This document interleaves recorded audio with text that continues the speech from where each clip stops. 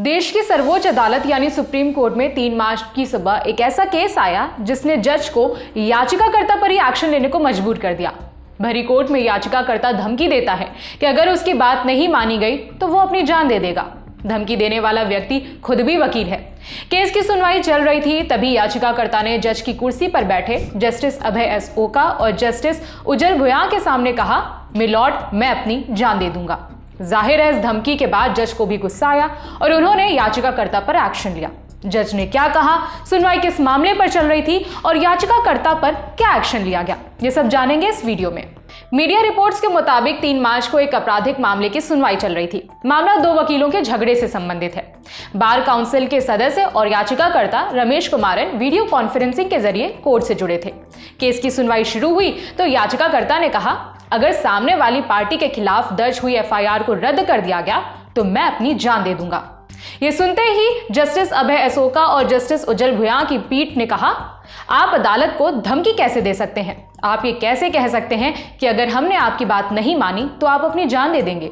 आप वकील हैं, हम बार काउंसिल से आपका लाइसेंस रद्द करने और आपके खिलाफ एफआईआर दर्ज करने के लिए कहेंगे।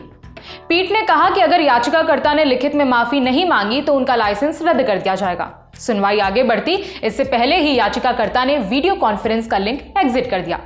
इस हरकत पर बेंच ने उनके वकील से कहा कि याचिकाकर्ता को इसके लिए माफी मांगनी ही होगी। कोर्ट के आदेश के बाद याचिकाकर्ता दोबारा जुड़ा।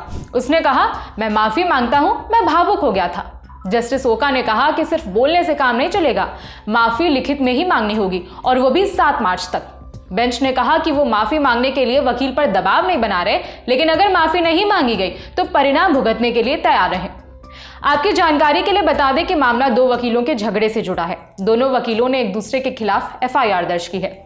याचिकाकर्ता कोर्ट पर सामने वाली पार्टी के खिलाफ दर्ज हुई एफआईआर को रद्द ना करने का दबाव बना रहा था और अब याचिकाकर्ता को 7 मार्च तक लिखित माफी मांगने का आदेश दिया गया है।